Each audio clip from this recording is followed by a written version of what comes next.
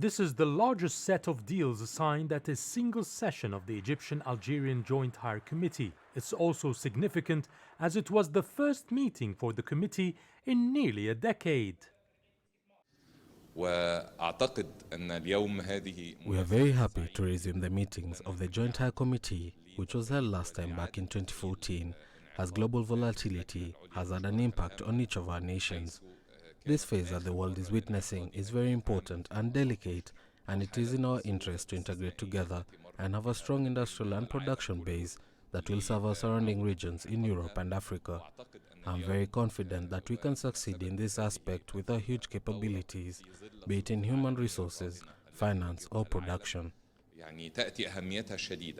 The agreements include raising investment opportunities, but also promoting bilateral trade, which stands at only $1 billion. The two sides are studying increasing exports by extending a maritime trading route along the Mediterranean as a safer alternative to the current land route that passes through Libya.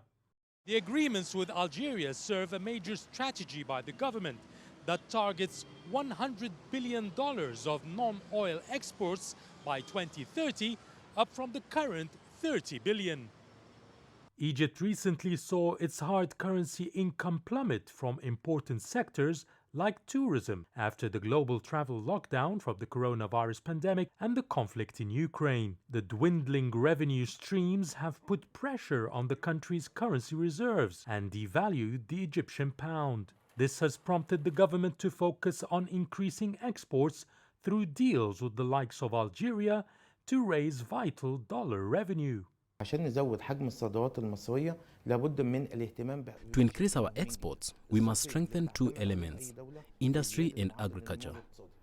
Egypt has established 17 industrial complexes to reach 24 complexes by the end of 2023. In agriculture, it is increasing its cultivated land and crop yields while striking different trade deals with other countries, especially within Africa. Egypt's export to African countries was $4.8 billion in 2021, up from $3 billion in 2020, and will increase further to hit $5.6 billion in 2022. But this is not enough.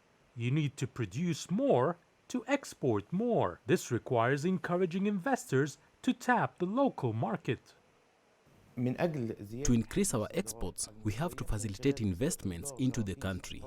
There are steps being taken by the government to support investments, such as issuing industrial licenses in less than 20 days, cutting on red tape, increasing the number of companies and feeder plants, providing trained labor and more to encourage investors and try to solve the issues they face. According to an UNCTAD report, Egypt has been the top recipient of foreign direct investments in Africa, attracting $5.9 billion in 2021. But analysts believe it has the potential to double this amount, and which in turn will boost production and achieve the target of $100 billion of non-oil exports by 2023.